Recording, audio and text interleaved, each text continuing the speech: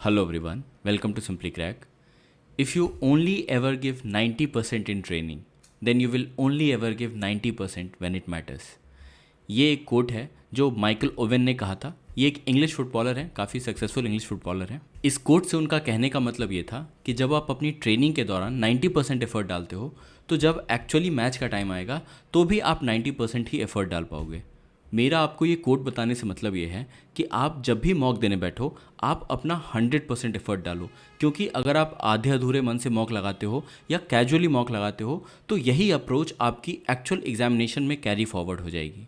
बहुत पहले एक मूवी आई थी इकबाल नाम की। ये एक बहुत अच्छी मूवी है, अगर आप में से किसी ने नहीं देखी तो इसको ज़रूर देखना। उस मूवी में एक गाना है आशाएं, उसकी एक लाइन है कि हर कोशिश में हो वार वार, करे दरियाओं को आर पार। ऐसी आपकी कोशिश होनी चाहिए कि आप जब वार करो तो वो उसमें 100% एफर्ट डालो। मॉक टेस्ट भी ऐसी ही चीज़ है, आप जब भी मॉक लगाने बैठो अपना 100% कमिटमेंट दो। अब इस 100% कमिटमेंट का क्या मतलब है? देखो, इसका मतलब ये है कि आप जब भी मॉक देने बैठो एक एग्ज़ाम लाइक इन्वायरमेंट क्रिएट करना है आपको। अब मॉक देने से पहले ये एग्ज़ाम लाइक इन्वायरमेंट आपको दोनों तरह से क्रिएट करना है, फिजिकली भी और मेंटली भी। अब फिजिकली में सबसे पहली चीज़ है टाइमिंग। देखो, आपको ये नहीं पता कि आपका मेंस का एग्ज़ाम कब कंडक्ट किया जाएगा, लेकिन आप जब भी मॉक्स लगाते हो सुबह के 10 बजे से लेके शाम के 6 बजे तक आप अलग अलग टाइमिंग्स पे मॉक लगाते रहो। इससे आपके बॉडी को हर टाइम स्लॉट की आदत होगी, क्योंकि होता है कुछ लोग सुबह में अच्छा परफॉर्म करते हैं, कुछ लोगों का शाम में ब्रेन जल्दी काम करता है। तो आप इस पूरे टाइम स्लॉट में एग्ज़ाम देने की प्रैक्टिस करो ताकि एग्ज़ाम में आपको कोई प्रॉब्लम ना हो।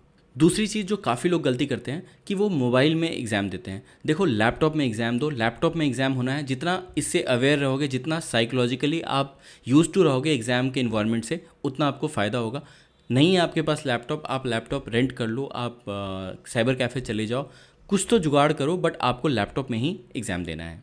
अब बात करते हैं मेंटली।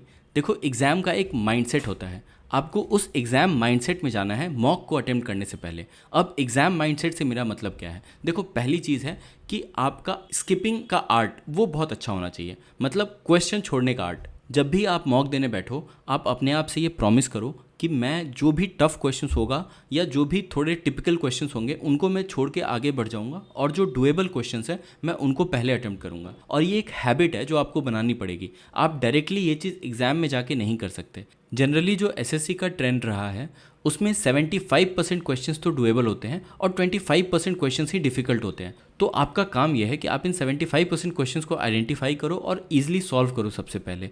अगर आप इनमें से 25% क्वेश्चंस में से कहीं भी अटकोगे तो आपका यहाँ भी स्कोर खराब होगा, ओवरऑल स्कोर ड्रॉप करेगा। तो इस बात का आपको बिल्कुल ख्याल रखना है और ये प्रैक्टिस आपको अभी से करनी है। दूसरी जो चीज़ है वो है forget about your target score. जब भी आप मॉक देने बैठते हो तो आप ये मत सोच के बैठा करो कि मुझे इस सेक्शन में इतना ही स्कोर करना है या मेरा टारगेट स्कोर 280 है या 300 है या 270 है। मॉक देने के समय आपका काम सिर्फ इतना है कि आप प्रोसेस पे ध्यान दो कि आपको ये क्वेश्चंस स्किप करने हैं, जो डुएबल क्वेश्चंस हैं वो बनाने हैं, और ऐसी चीज़ें आपको अपने दिमाग से किसी भी तरह के टारगेट स्कोर को, एक्सपेक्टेड कट ऑफ को, ये सब चीज़ें हटा देनी है, चाहे आप मॉक दे रहे हो तब भी या आप एक्चुअल एग्ज़ाम अटेम्प्ट कर रहे हो तब भी। अब बात करते हैं मॉक की स्ट्रैटेजी की। देखो, ये जो स्ट्रैटेजी मैं आपको बता रहा हूँ, अगर उससे आपका स्कोर इंप्रूव होता है तो आप मुझे कमेंट्स में आके ज़रूर बताना। तो सबसे पहली बात कि आपको पेपर को 2 राउंड में अटेम्प्ट करना है। देखो, 2 राउंड में अटेम्प्ट करना है, इसकी आपको हैबिट डेवलप करनी ही पड़ेगी। ये एक बहुत अच्छी आदत है और इसके मैं आपको 2 फ़ायदे बताता हूँ। पहली चीज़ तो ये होगी कि पेपर में जितने भी डुएबल क्वेश्चंस हैं वो आप कर लोगे सबसे पहले। इसका मतलब कि जो क्वेश्चंस बन सकते थे आपसे वो आपसे नहीं छूटेंगे। और दूसरा फ़ायदा ये है कि जब आप पूरा पेपर देख लोगे तो आपको उस पेपर के ओवरऑल डिफ़िकल्टी लेवल का आइडिया लग जाएगा। दूसरी एक बहुत ही इंपॉर्टेंट बात है, ये जो आपका सेक्शन 1 है इसको आपको एक सेक्शन की तरह लेना है। आपको ये नहीं सोचना कि ये मैथ सब्जेक्ट है और ये रीजनिंग सब्जेक्ट है। आपको पेपर को 1 से लेके 60 क्वेश्चंस तक देखना है और जितने भी डुएबल क्वेश्चंस हैं आपको उनको करते जाना है। ऐसा करने से जब आप पहले राउंड में 1 से लेके 60 क्वेश्चंस तक देख लोगे तो दूसरे राउंड में आपको ये पता चल जाएगा कि अगर आपके शिफ्ट में मैथ्स टफ आई है या रीजनिंग टफ आई है और कौन से सब्जेक्ट में आप फोकस करके ज़्यादा स्कोर कर सकते हो। तो ये एक बेनिफिट है और इस सेक्शन को आप एक ही सेक्शन के फॉर्म में देखना शुरू करो। ये एक हैबिट बना लो आप अपनी, ठीक है। अब बात करते हैं सेक्शन 2 की। सेक्शन 2 अटेम्प्ट करने के लिए आपको काफ़ी टाइम मिलेगा, और स्पेशली इंग्लिश, क्योंकि जीके जीएस के जो 25 क्वेश्चन हैं उनको आप 5 से 8 मिनट में कवर कर सकते हो बिल्कुल आराम से। तो बाकी का टाइम आप इंग्लिश को दे सकते हो। इंग्लिश में देखो 3 पैसेजेस आने हैं जैसा कि नोटिफिकेशन में भी दिया है, तो जिन लोगों की भी इंग्लिश उतनी ठीक नहीं है वो लोग बिल्कुल आराम से टाइम ले सकते हैं। हर एक पैसेज में आपको, चाहे वो पैसेज टफ भी हो, आपको 1 या 2 क्वेश्चंस ऐसे मिल जाएंगे जो आप बना सकते हो। तो अगर आप एक शांत दिमाग के साथ पेपर अटेम्प्ट करोगे इंग्लिश का, चाहे आप इंग्लिश में अच्छे ना भी हो तो भी आप एक बहुत अच्छा स्कोर कर सकते हो। जितना आप सोच रहे हो उससे तो ज़्यादा ही स्कोर करोगे। तो इसमें जो टाइम आपको मिल रहा है ना, उसका बेनिफिट आपको उठाना है, और ये आपको अभी से प्रैक्टिस करना है। वो आपको मॉक में भी इंप्लीमेंट करके देखना है, ठीक है। कुछ भी ऐसा रैंडमली घबरा के तुक्का नहीं लगाना है। बात करते हैं जीके जीएस की। देखो जीके जीएस में 10 से 15 क्वेश्चंस एक बहुत ही अच्छा अटेम्प्ट होगा अगर आप इतने करेक्ट करते हो। और अगर आपने नहीं पढ़ी जीके तो आपका जो फोकस होना चाहिए वो करंट अफेयर्स और स्टैटिक जीके पे होना चाहिए। जीके जीएस सेक्शन के लिए मैंने एक सेपरेट स्ट्रैटेजी वीडियो भी बनाई है, आप बाद में उसे चेक कर सकते हैं। और अगर आप करंट अफेयर्स पढ़ने के लिए कोई सोर्स ढूंढ रहे हो तो आप रुक्मिणी पब्लिकेशन की ये वाली किताब ले सकते हो। इसमें जनवरी 2023 तक करंट अफेयर्स अपडेट कर दिया गया है, और इसमें जो करंट अफेयर्स हैं उसमें आपको एमसीक्यू भी मिल जाएगा। इस बुक में आपको कैटेगरी वाइज करंट अफेयर्स मिल जाएगा, जैसे स्पोर्ट्स हो गया, पॉलिटिक्स हो गया, बिजनेस हो गया, आर्ट एंड कल्चर हो गया। तो हर एक कैटेगरी का करंट अफेयर्स आपको अलग अलग मिलेगा। स्टैटिक जीके के लिए अगर आप प्रैक्टिस करना चाहते हो तो आप ये वाली बुक खरीद सकते हो। इसमें आपको 131 सेट मिल जाएंगे और एमसीक्यू फॉर्मेट में क्वेश्चन आंसर मिलेंगे, जिससे आपको स्टैटिक जीके को याद रखने में बहुत आसानी होगी। अब बात करते हैं डेली मॉक की। देखो ये एक ऐसा पार्ट है जिसको बहुत सारे एस्पिरेंट्स इग्नोर करते हैं, बट अब टाइम आ चुका है कि आप डेली मॉक लगाओ। अब मैं आपको फ़ायदे बताता हूँ डेली मॉक लगाने के। सबसे पहली चीज़ तो ये कि अगर आप जो भी स्कोर कर रहे हो अभी, आपका जो भी रेंज हो, 210 हो, 220 हो, 240 हो, 270 हो, और आप जितना भी लाना चाहते हो, डेली मॉक ही एक ऐसी चीज़ है जो आपको वहाँ तक पहुँचा सकती है। मैं आपको समझाता हूँ कैसे। डेली मॉक लगाने से आपका फ्लो ऑफ कैलकुलेशन सुधरता है। बहुत सारे लोग कैलकुलेशन को लेके परेशान रहते हैं कि उनका इम्प्रूवमेंट ही नहीं हो रहा। तो देखो, जब आप मॉक लगाते हो या जब आप एग्ज़ाम देते हो ना, तो आप कितना भी ट्रिक सीख लो, कुछ भी पढ़ लो, एक्चुअली जो कैलकुलेशन की स्पीड है वो सिर्फ 4 चीज़ों के बारे में है: एडिशन, सब्सट्रैक्शन, मल्टीप्लिकेशन और डिवीजन। अगर आपका ये चारों अच्छा है तो आपकी कैलकुलेशन अच्छी है। तो जब आप डेली मॉक लगाते हो तो आपका एक कैलकुलेशन का फ्लो बना रहता है, और ये आपको धीरे धीरे आप देखोगे कि आप सिर्फ डेली मॉक लगाने से ही आपका कैलकुलेशन अच्छा हो गया और एग्ज़ाम में आपकी ऑटोमेटिक स्पीड आ गई है। दूसरी जो चीज़ इंप्रूव होती है डेली मॉक लगाने से वो है अटेंशन स्पैन।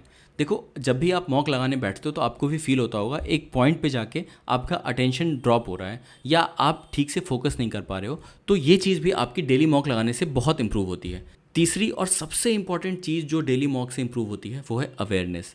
देखो, जब आप डेली मॉक लगाते हो ना तो आपको आदत हो जाती है क्वेश्चंस देखने की, और आपको पता होता है कि इस क्वेश्चंस में अप्रोच क्या लेनी है। जैसे ही आप क्वेश्चन देखते हो आपको एक आइडिया सा लग जाता है कि यार ऐसे क्वेश्चन मैंने गलत किया था, या ऐसे क्वेश्चन में ऐसा ऑप्शन सही होता है। तो एक जो एग्ज़ाम की अवेयरनेस है वो इम्प्रूव हो जाती है।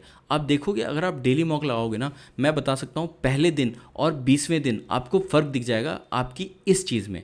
और ये जो अवेयरनेस है, ये एग्ज़ाम अवेयरनेस, ये एक ऐसी चीज़ है जो एक्चुअली आपको सिलेक्शन दिलाती है। आपको पता नहीं चलता, लेकिन इसकी वजह से आप आराम से 10, 20, 30 मार्क्स तक का इम्प्रूवमेंट अपने एक्चुअल स्कोर में कर पाते हो। तो इसीलिए मैं कहता हूँ आपकी प्रिपरेशन का लेवल जो भी हो, आपको डेली मॉक लगाना चाहिए। और अगर आपने अभी तक टेक्स्ट बुक के मॉक परचेज नहीं किए हैं तो ये बेस्ट टाइम है मॉक खरीदने का। उनका जो ईयरली पास है अभी 2 साल की वैलिडिटी के साथ मिल रहा है, तो काफ़ी बड़ी सेल है ये, और वो आपको 269 रुपीज़ में मिलेगा अगर आप मेरा कोड आलोक यूज़ करते हैं। इस पास से आप सिर्फ एसएससी नहीं, इंडिया में होने वाले सभी मेजर एग्जाम्स के आप मॉक दे पाओगे। 640 से ज़्यादा एग्जाम्स के मॉक मिल जाएंगे आपको इस वेबसाइट पे। इस पास को खरीदने का लिंक मैं आपको डिस्क्रिप्शन में दे दूंगा, और अगर आप मेरा कोड आलोक यूज़ करते हैं तो आपको 10% का एक्स्ट्रा डिस्काउंट भी मिलेगा। तो फाइनली एंड में मैं वीडियो को समराइज़ कर देता हूँ कि मैंने आपको क्या बताया है और आप उन पॉइंट्स को यूज़ करके कैसे अपने मॉक्स को इम्प्रूव कर सकते हो। सबसे पहली चीज़ है कि आपको मॉक में पेपर को 2 राउंड में अटेम्प्ट करना है। दूसरी चीज़ है कि आपको टाइमिंग्स का ख्याल रखना है, गड्ढे में नहीं गिरना। जो भी क्वेश्चंस आता है उनको करते जाना है, और जो क्वेश्चंस आपको नहीं आते उनको छोड़ने की एक हैबिट बनानी है, वरना आप एग्जाम में नहीं कर पाओगे और यहीं फंस जाओगे। तीसरी चीज़ है कि इस बार 1/3 निगेटिव मार्किंग है, और 1/3 निगेटिव मार्किंग में आपको तुक्का नहीं लगाना है। और लास्ट जो चीज़ है उसमें आपको डेली मॉक लगाना है। मॉक को आपको स्किप नहीं करना है। मॉक से आपको क्या फ़ायदे हैं डेली मॉक लगाने से, वो मैं आपको ऑलरेडी बता चुका हूँ। तो होपफुली आप समझ पाए होंगे कि मैं आपको क्या बताना चाहता हूँ, और इन सारे टिप्स का यूज़ करके आप एक्चुअली अपना स्कोर मॉक में इम्प्रूव कर सकते हो। अगर आपको ये वीडियो पसंद आया तो प्लीज़ चैनल को सब्सक्राइब करें। Thank you.